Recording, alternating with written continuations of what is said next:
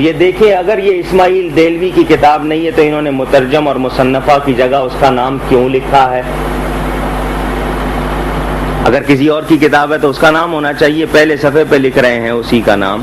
Malik Siraj uddin and sons publishers Lahore نے اس کو شائع کیا، شاید یہاں سن بھی لکھا ہوگا، نومبر 1956۔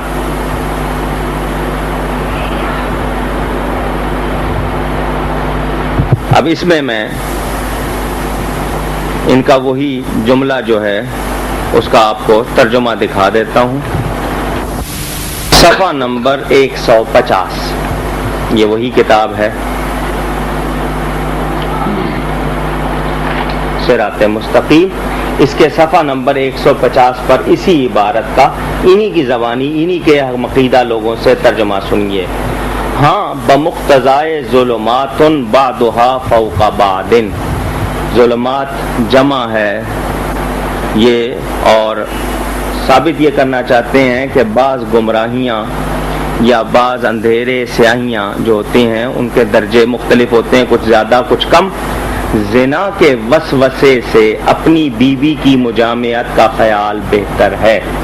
نماز میں اگر بدکاری کا خیال آئے تو اس سے بہتر ہے کہ اپنی بیوی سے جو وہ ہم بستری کرتا ہے اس کا خیال لے آئے، بجائے اس کے کہ بدکاری کا خیال ہے۔ اور شیخ یعنی استاد، پیر یا اسی جیسے اور بزرگوں کی طرف خواہ جناب رسالت مآب ہی ہوں، یعنی اپنے استاد، پیر، بزرگ، اولیاء، یہاں تک کہ حضور صلی اللہ علیہ وسلم ہی ہوں، اپنی ہمت کو لگا دینا یعنی خیال کو لگا دینا اپنے بیل اور گدھے کی صورت میں مستغرق ہونے سے زیادہ برا ہے۔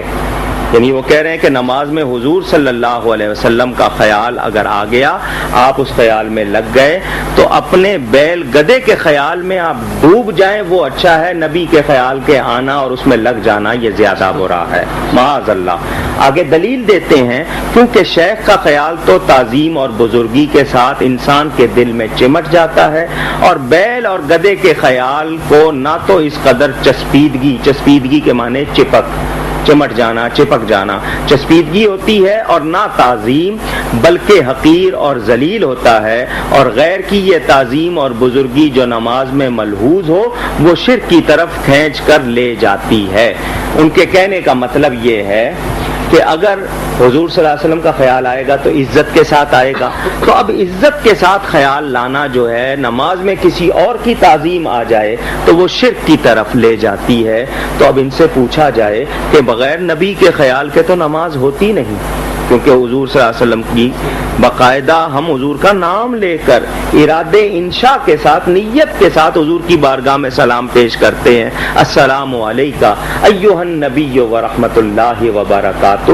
تو یہ کیسے ہو سکتا ہے کہ حضور صلی اللہ علیہ وسلم کا خیال نہ آئے؟ یہ تو ناممکن بات ہے۔ تو خیال تو آئے گا۔ اب یہ ہے کہ دو صورتیں ہیں، یا تعظیم کے ساتھ آئے یا تحقیر کے ساتھ، اور اگر تحقیر کے ساتھ، حقارت کے ساتھ، یعنی کسی چیز کو ہیٹریٹ کرتے ہوئے، اس کو ذلیل سمجھتے ہوئے خیال لایا جائے تو نبی کا خیال تو اس طرح آ نہیں سکتا، کیونکہ نبی کے بارے میں ہمارا یہ ہے، بلکہ اس میں اجماع ہے، حضور صلی اللہ علیہ وسلم کے لباس مبارک کو میلا کہہ دینا، حقارت کے ساتھ آدمی کافر ہو جاتا ہے۔ نبی پاک صلی اللہ علیہ وسلم کے مقدس نعلین یعنی مبارک جوتیوں کو کوئی ان کو جتڑی کہہ دے تو وہ کافر ہو جاتا ہے، یعنی اس میں حقارت پائی گئی۔ تو نبی کی ذات یا ان کی صفات کا بیان حقارت سے تو ہو نہیں سکتا۔ اب لازمی بات ہے نبی کا خیال نماز میں لازمی آئے گا، اور آئے گا تو تعظیم کے ساتھ آئے گا۔ تو یہ کہتے ہیں کہ جی ان کا خیال لانا بیل گدھے کے خیال میں ڈوب جانے سے برا ہے۔ اندازہ کیجئے اس عبارت میں دو باتیں ہیں، یعنی خیالات کو انہوں نے پرکھا ہے۔ پہلے تو یہ کہا کہ بدکاری کے خیال سے بیوی کے ساتھ ہم بستری کا خیال اچھا ہے، اور بیل گدھے کے مقابلے میں نبی کے خیال کو برا کہا۔ اس قدر گستاخی، اس قدر بے ادبی. تو کوئی یہ کہے کہ ہم نے یہ اپنی طرف سے لکھی ہے تو میں نے اردو اور فارسی اصل عبارت دکھا دی. تبصرہ پڑھنا ہو اس کے بارے میں جواب اس وقت نہیں دے رہا ہوں. اگر جواب دوں تو بہت سی باتیں پیش کروں. میں نے بھی، میرے والد صاحب قبلہ نے بھی، اور علماء اہل سنت نے اپنی اپنی کتابوں میں تفصیل سے اس کو لکھا ہے. اور یہ اسماعیل دہلوی وہ ہے جس کو حضرت مولانا فضل حق خیر آبادی نے باقاعدہ اس کے ظاہری زمانے میں تھے، انہوں نے اس پر کفر کا فتویٰ دیا تھا. اور بعد کے علماء نے، چونکہ اس کے بارے میں مشہور ہے کہ اس نے توبہ کر لی تھی یا رجوع کر لیا تھا، تو وہ کچھ لوگ کف لسان کرتے ہیں، یعنی زبان کو روکتے ہیں.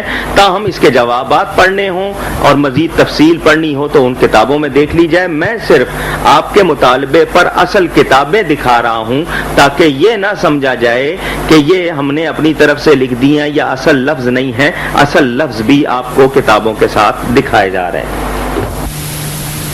نمبر 7 جو آپ نے حوالہ دیا وہ یہ کہ لفظ رحمت للعالمین رسول اللہ صلی اللہ علیہ وسلم کی صفت خاصہ نہیں ہے.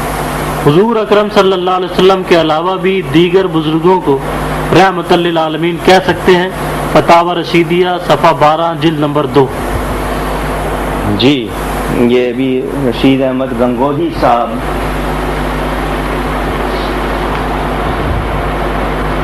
فتاوی رشیدیہ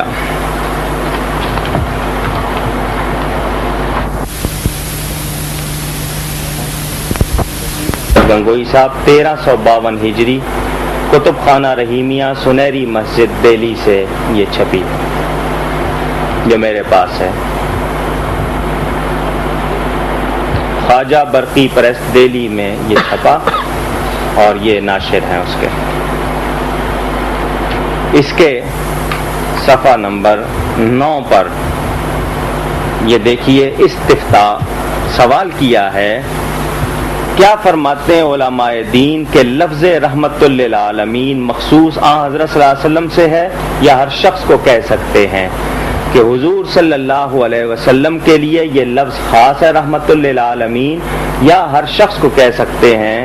گنگوئی صاحب جواب دیتے ہیں لفظ رحمت للعالمین صفت خاصہ رسول اللہ صلی اللہ علیہ وسلم کی نہیں ہے بلکہ دیگر اولیاء، یعنی حضور صلی اللہ علیہ وسلم کی صفت خاصہ نہیں ہے بلکہ دیگر اولیاء و انبیاء اور علماء ربانیین بھی موجب رحمت عالم ہوتے ہیں، اگرچہ جناب رسول اللہ صلی اللہ علیہ وسلم سب میں اعلیٰ ہیں. لہذا اگر دوسرے پر اس لفظ کو بتاویل بول دیوے تو جائز ہے. بندہ رشید احمد گنگوہی، یعنی انہوں نے یہ کہا کہ حضور صلی اللہ علیہ وسلم سب سے بڑے رحمت للعالمین اور باقی دوسرے چھوٹے رحمت للعالمین، اور کہا کہ علماء ربانیین، تو ان سے پوچھا جائے کہ یہ علماء ربانیین کن کو کہتے ہیں؟ اہل سنت و جماعت بریلویوں کو کہتے ہیں، شیعوں کو کہتے ہیں، کن کو علماء ربانیین کہتے ہیں؟ تو یہ سوائے اپنے تو کسی اور کو کہتے نہیں. تو ان کا مطلب یہ ہے کہ حضور بڑے رحمت للعالمین